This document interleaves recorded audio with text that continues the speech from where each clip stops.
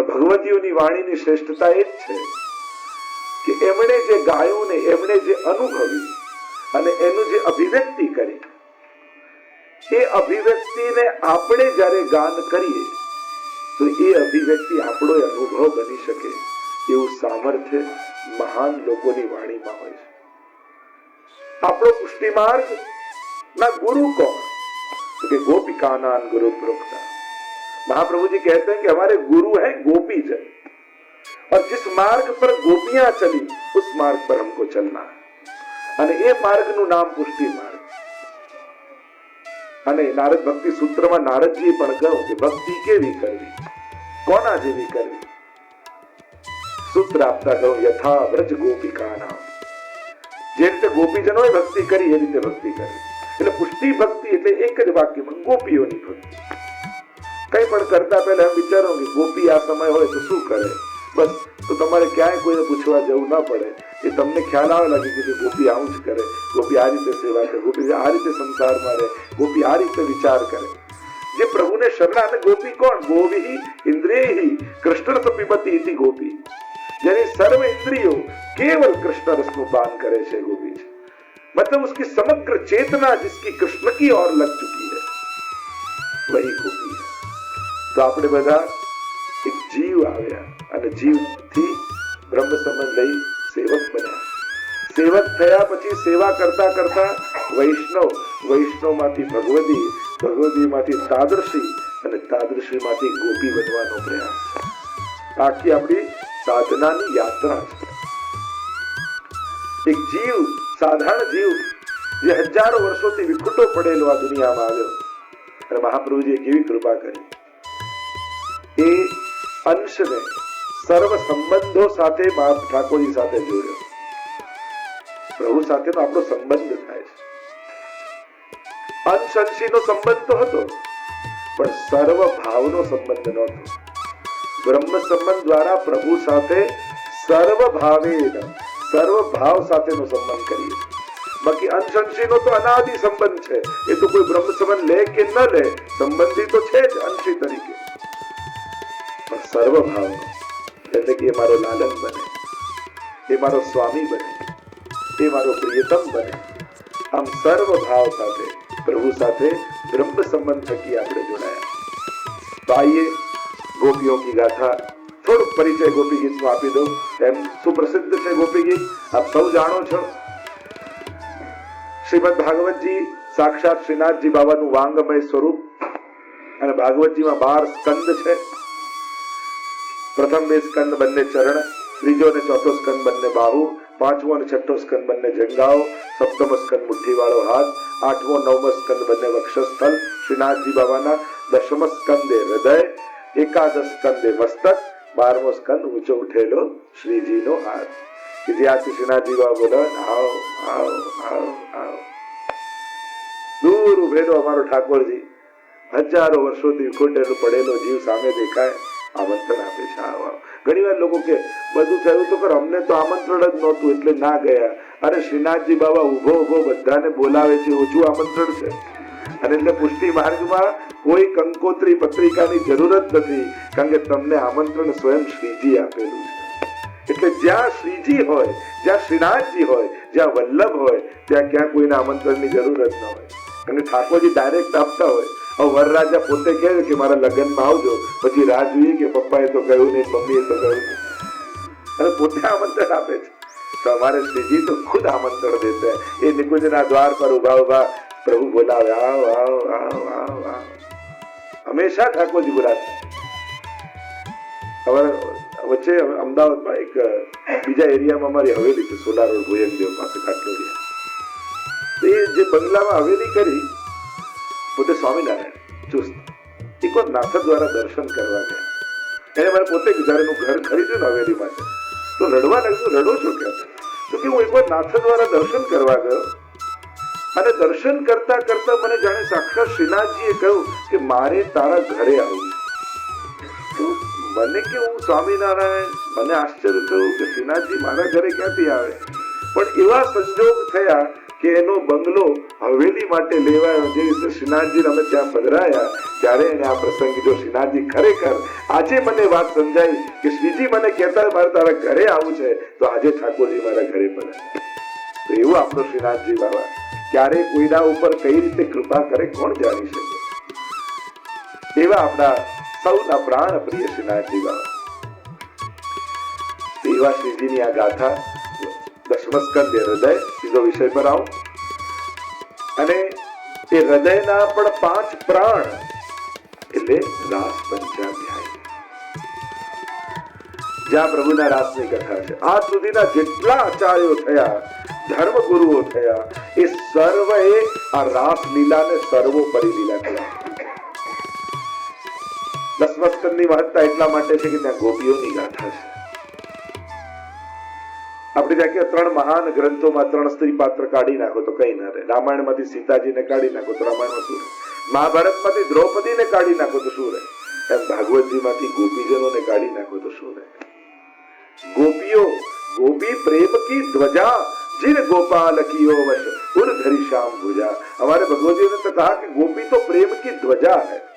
ध्वजा क्या હોય? પ્રભુના મસ્તક પર શિખર હોય અને શિખર ઉપર ધ્વજા હોય. એટલે પ્રભુએ જેને પોતાના મસ્તક પર ધારણ કરે છે એવા ગોપીજનો છે. તો એ ગોપીઓની ગાથા જ્યારે આપણે ગાવા જતા હોઈએ, ગોપીઓ એ કેવલ કોઈ સ્ત્રી નથી. 2 પ્રકારના પ્રધાન ગોપીજનો છે, શ્રુતિ રૂપા અને ઋષિ રૂપા. શ્રુતિ રૂપા કયા? કે જે વેદની ઋચાઓએ ભગવાનના ગુણગાન ખૂબ કર્યા પણ ભગવાનના સ્વરૂપનો અનુભવ ન કરી શક્યા. ત્યારે આ વેદની ઋચાઓએ કહ્યું કે પ્રભુ આપના સ્વરૂપના આનંદનો અનુભવ અમને કઈ રીતે થાય? કારણ ગાન તો કરીએ જેમ પેડો પેડો પેડો પેડો બોલવાથી સ્વાદ આવે છે, એ ચાખીએ ત્યારે તૃપ્તિ થાય ને. એમ ભગવાનના ગુણગાનો અનેક પ્રકારે વેદોએ કર્યા, શ્રુતિએ કર્યા, પણ પ્રભુએ આનંદ ચખાવો તો ખરા. ત્યારે પ્રભુએ કહ્યું સારસ્વત કલ્પમાં જયારે હું પધારીશ ત્યારે તમે ગોપીઓ બનીને પધારજો. તે વેદની ઋચાઓ ગોપીઓ બનીને આવી. એ જે યુથ, એ જે ગ્રુપ, એ છે શ્રુતિ રૂપા ગોપીજનો. અને બીજા જયારે દંડકારણ્યમાં રામચંદ્રજી પધાર્યા અને મોક્ષ સુધીનો, બ્રહ્માનંદ સુધીનો અનુભવ કરી ચૂકેલા એ ઋષિઓ ત્યાં બિરાજમાન હતા. અને ભગવાન રામને જોઈને મનમાં શંકા કે ભગવાનને જોઈ હજી કયો આનંદ પામવાની ઈચ્છા થાય છે? કેમ કે અમે તો એમ માનતા હતા કે બ્રહ્માનંદ એટલે મોક્ષના આનંદથી પર બીજું કઈ છે જ નહીં, પછી કોઈ ઈચ્છા જાગે જ નહીં. પણ આપને જોઈ આ બીજો કયો આનંદ પામવાની, આની ઉપર કંઈક છે? જેમ કોઈ ક્યારે $100 જોયા જ ના હોય અને કોઈ આપે તો આનાથી મોટી ખુશી જ નથી. પણ 1000 મેળવવાનો આનંદ કેવો એને ક્યાં ખબર છે?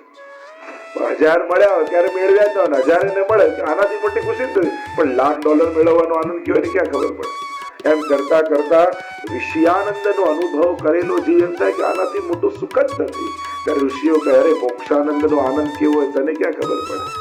એમ મોક્ષાનંદનો આનંદ અનુભવ કરી ચૂકેલા જીવો, ઋષિઓ એમ માને કે આનાથી પર કઈ છે જ નહીં. તો ભગવાન કહે કે સ્વરૂપાનંદનો આનંદ કેવો હોય તને ક્યાં ખબર? ત્યારે ભગવાને કહ્યું એ છે મોક્ષના આનંદથી પર, એનાથી ઉપર મારો સ્વરૂપાનંદ. અમને કેમ અનુભવ થાય?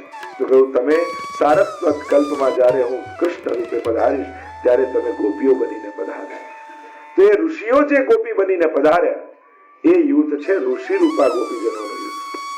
તો આ મુખ્ય 2 યુથ. એમ તો 4 પ્રકાર છે, બીજા અન્યપૂર્વા સુબોધનીજી. જેમ જેમ આગળ જઈશું એમ સુબોધનીજીના આધારે આપણે દર્શન કરતા જઈશું.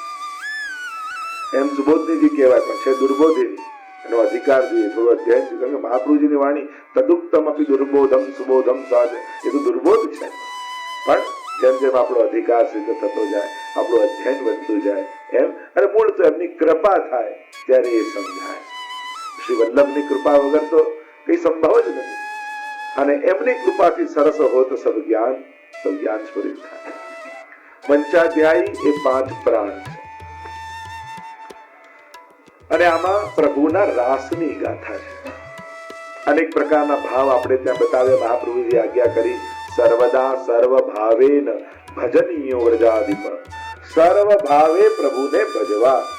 કેવળ પ્રભુ જે કેવા છે કે જેમાં સર્વ ભાવ થઈ જાય. ઘણા એમ મને પુષ્ટિ માર્ગમાં તો તમારે બાલકૃષ્ણની સેવા ને, બાલકૃષ્ણ નથી, બાલ ભાવ છે. પણ કેવલ બાલ ભાવ નથી, કિશોર ભાવ, સ્વામી ભાવ, સર્વ ભાવો છે.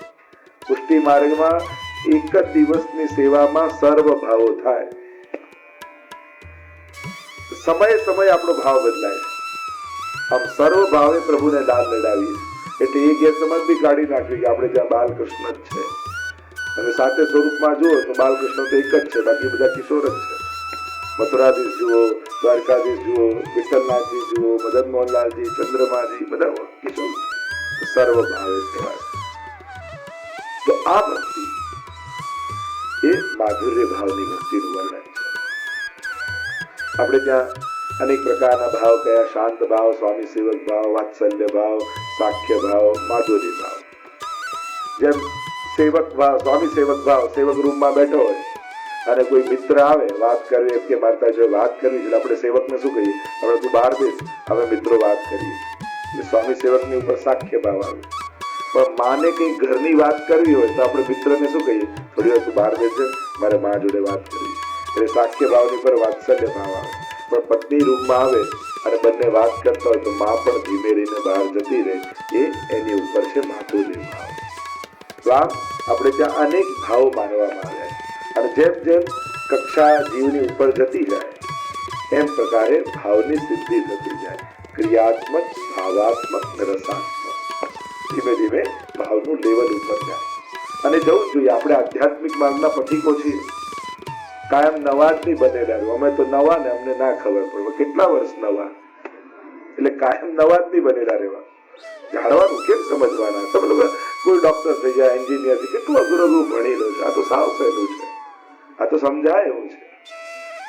અને આપણા માટે જ આ બધું છે. આધ્યાત્મિકતાનો આનંદ એક જુદો જ આનંદ છે. એટલે કેવલ કોઈ વિજ્ઞાનના લોજિકો આપીને દરેક વાત સમજાવવામાં આવે જરૂરી નથી. આધ્યાત્મિક માર્ગમાં આધ્યાત્મિક એનું ગણિત સ્વતંત્ર, એનું વિજ્ઞાન સ્વતંત્ર છે. અને આધ્યાત્મિકતાનો અનુભવ આધ્યાત્મિક માર્ગ દ્વારા જ થાય છે, વૈજ્ઞાનિક માર્ગ દ્વારા નથી થતો. ફૂલ હોય, કવિના હાથમાં આપો તો એની કવિતા જ લખવાનો અને એનો સાહિત્યનો માર્ગ એ જ છે. વૈજ્ઞાનિક હોય તો એનું છેદન કરીને સંશોધન કરે, જુદી વાત છે. એમ જે ક્ષેત્રનો માર્ગ હોય એનો અનુભવ એ રીતે જ થાય. એટલે કોઈ એમ કે સાયન્ટિફિકલી સમજાવો તે જરૂરી નથી. આધ્યાત્મિક માર્ગમાં આધ્યાત્મિક માર્ગના અર્થઘટનો આધ્યાત્મિક બુદ્ધિ અને આધ્યાત્મિક દ્રષ્ટિથી જ કરવા જોઈએ. એટલે અત્યારે બધા સાયન્સનો સિક્કો મારીને જ બધી વાત સાચી ઠેરવી જરૂરી નથી. અને પ્રેમની વાત હોય બધામાં સાયન્સ ન જોવાય. પિતા ભલે ડોક્ટર હોય પણ દીકરામાં દીકરાનો જ ભાવ રાખે. એ બીમાર થયો ઓપરેશન કરવાનું હોય ને તો બીજા ડોક્ટરને કે તું કર, મારાથી નહીં થાય. કારણ કે એને દીકરાનો ભાવ પ્રધાન છે. એને ખાલી બોડી નથી દેખાતી અને ત્યાં ભાવના. અને એટલા માટે ભાવનાના જયારે માર્ગ આવે ત્યારે એના ભાવાત્મક અર્થઘટન જ થવા જોઈએ. અત્યારે આપણે કોશિશ કરીએ કે સમજાવવા માટે, પણ અહીંયા પ્રેમનો માર્ગ હોય ને ત્યાં રીઝન ન હોય, ત્યાં ઇમોશન હોય. અને પ્રેમને જયારે પણ રીઝન મળે ને તો પ્રેમ નાનો થઈ જાય. તમે આને પ્રેમ કેમ કરો છો, એનું શું રીઝન?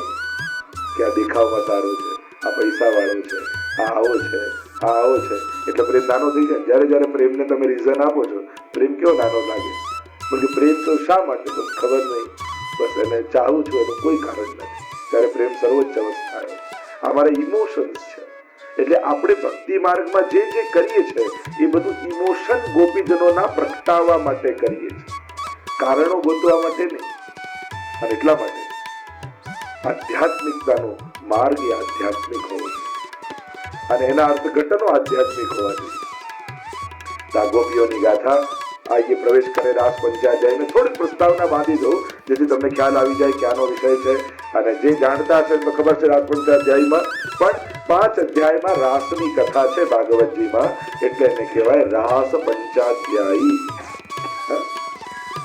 રાસ કોને કહેવાય? રસાનામ સમૂહો રાસ. જ્યાં સમસ્ત રસોનો એક એવી લીલા, જ્યાં પ્રભુના સર્વ રસોનો અનુભવ એક જ લીલામાં થઈ જાય એને રાસ કહેવાય. રાસ એટલે શું? એટલે આપણે એમ માનીએ કે ગરબો લોકો નૃત્ય કરે ને રાસ. ના, રાસમાં 4 વસ્તુ હોય: દાન, માન, ખેલ અને રાસ. આ ચારે વસ્તુ રાસમાં હોય. રાસમાં બધી લીલાઓ આવી જાય. માન લીલા, દાન લીલા, ખેલ લીલા. આપણે વ્રજયાત્રા કરવા જઈએ ત્યાં રોજ રાતના રાસ થાય. 40 દિવસ યાત્રા હોય ને, પણ એમાં મોરકુટીની એ લીલા થાય અને દાન માંગવાની લીલા, પણ કહેવાય શું? રાસ છે. પણ રાસની અંદર આ બધી જ લીલાઓનો સમાવેશ. 4 લીલાઓ અંદર આવી જાય. દાન લીલા, તો દાન માંગે એ દાન. માન લીલા, એકબીજા રીસા, એકબીજાને મનાવે. ખેલ લીલા, વિવાહ ખેલ કહીએ, હોરી ખેલ કહીએ, બધા ખેલ છે આ બધા. તો ખેલ આવી જાય અને રાસ આવી જાય. તો આ ચારેયનું સંકલન રાસમાં છે. અને એટલા માટે રાસ એટલે કેવલ નૃત્ય નહીં, એ તો અભિવ્યક્તિનો એક પ્રકાર છે. લાસમાંથી રાસ બને શબ્દ, અને એનું ઘણું ગહન ચર્ચા છે. પણ સંક્ષિપ્તમાં કહું તો અલ્પાનંદને પૂર્ણાનંદ બનાવવાની પ્રક્રિયા, એનું નામ રાસ. એ વિષયાનંદ અને બ્રહ્માનંદ સુધી પહોંચેલા જીવને સ્વરૂપાનંદનો અનુભવ કરાવવાની પ્રક્રિયા, એનું નામ રાસ. તો 5 પ્રકારે પ્રભુ પોતાના સ્વરૂપાનંદને ભક્તોમાં સ્થાપિત કરે છે, એનું નામ રાસ છે. આ જ દેહી ઇન્દ્રિયો દ્વારા ભગવદ રસવાનું પુષ્ટિ માર્ગમાં મર્યા પછી ભગવાન મળે એ માર્ગ પુષ્ટિ માર્ગ નથી. જીતા જીવંત આ જ ઇન્દ્રિયોથી ભગવાનનો અનુભવ કરી જવું, એનું નામ પુષ્ટિ માર્ગ છે. એટલે અહીંયા મર્યા પછીની વાતો નથી. જીવીને શું કરશો એની ચર્ચા છે. મોટા ભાગના લોકોને મર્યા પછીની ચિંતા, ક્યાં જઈશ? તો જે ગયા એ કોઈ આઈને કહ્યું નથી. યદ ગત્વા નિવર્તન્તે તદ્ધામ પરમમ મમ, કોઈ આઈને કહી નથી જતા. એટલે પણ અહીંયા કોણે શું આનંદ પામ્યો એની ચર્ચા થઈ શકે. એટલે મહાપ્રભુજી તો બહુ પ્રેક્ટિકલ વાત કરે છે કે હું ઉદાહરણની વાત કરતો જ નથી કે મર્યા પછી આ લોક પેલો લોક એ જે થશે. મારો વૈષ્ણવ તો જીતા જીવંત આ ભગવદ રસનો અનુભવ કરીને જાય, એ મારે જોઈએ. આ દિવ્ય માર્ગ એ પુષ્ટિ માર્ગ છે. તો રાસના 5 અધ્યાય. હવે અધિકાર પ્રમાણે ચર્ચા થાય. જેનો જેવો અધિકાર, દરેકનો દરેક લીલાનો અધિકાર નથી હોતો. સ્વયં પરીક્ષિત મહારાજને પ્રશ્ન થઈ ગયો કે ભગવાને આ રીતે રાસ કેમ કર્યો? ત્યારે સુખદેવજીએ કહ્યું, રેમે रमेशो व्रज सुंदरी भी यथार्थ कस्व प्रतिबिंब विभ्रमण. ये कैसी लीला है रास लीला? जैसे एक छोटा सा बच्चा दर्पण में अपने चेहरे को देखकर उसके साथ खेलता है, આ આવી નિર્દોષ લીલા છે. એક નાનકડું બાળક દર્પણમાં પોતાના પડછા પ્રતિબિંબ સાથે જેમ બાળક રમતો હોય ને, કેવો નિર્દોષ ભાવે રમતો. કારણ કે અહીંયા ભગવાન સિવાય બીજું કોઈ છે જ નહીં. આ જેટલા ગોપીજનો ને આદિ છે બધા પ્રભુમાંથી જ બહુશ્યામ, પ્રભુમાંથી જ એમનું પ્રાગટ્ય છે. આનંદ રૂપ પ્રભુ છે અને એમાંથી જ ગોપીજનોનું પ્રાગટ્ય છે. જો આજે ચંદ્રાવલીજીનો ઉત્સવ છે, એ પણ પ્રધાન સ્વામી છે. આપણે ત્યાં ગુસાઈજી ચંદ્રાવલીજી રૂપ માનવામાં આવે. સ્વકીયા અને પરકીયા 2 પ્રકારના ગોપીજનો છે. એમાં પરકીયા ગોપીજનોના અધિપતિ એ ચંદ્રાવલીજી છે. એટલે આ દાન, માન, ખેલ, આ જેટલી લીલાઓ થાય ને એ બધી પરકીયા ગોપીજનો સાથે. 2 પ્રકારના ગોપીજનો મહાપ્રભુ સમજાય. એક સ્વકીયા એટલે કે જે પ્રભુને જ સર્વસ્વ માનીને રહેતા, અને બીજા છે પરકીયા, જેમના અન્ય વિવાહ થઈ ચુક્યા હતા પણ ભાવ પ્રભુ માને. આ પરકીયા ગોપીજનો.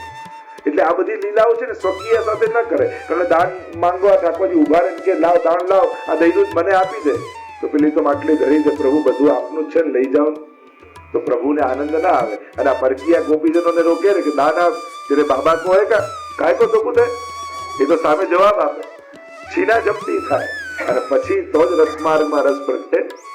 એટલે આ બધી લીલાઓ પરકીયા ગોપીજનો સાથે થાય. અને એના અધિષ્ઠાત્રી શ્રી ચંદ્રાવલી છે.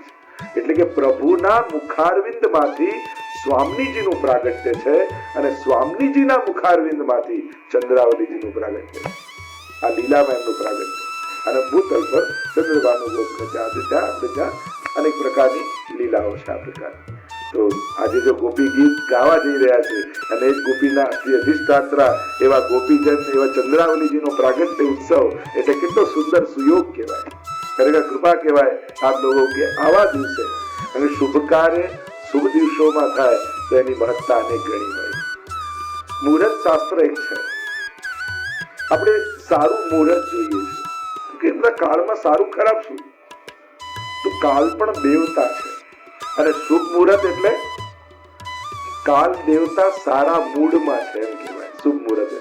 જો કોઈ વ્યક્તિ આપણને આપણે માંગવા જતો અને આપતો ના હોય પણ બહુ મૂડમાં હોય ને અને ત્યારે કહીને આપને તો કે ચાલ ઠીક છે લઈ જાય એમ શુભ મુહૂર્ત એટલે કાળ દેવતા મૂડમાં બેઠા છે એટલે કદાચ આપણા ભાગ્યમાં ન હોય પણ શુભ મુહૂર્તમાં કાર્ય કરીએ તો કદાચ કાર્ય થઈ પણ જાય આપણે ત્યાં એટલે મુહૂર્ત શાસ્ત્ર છે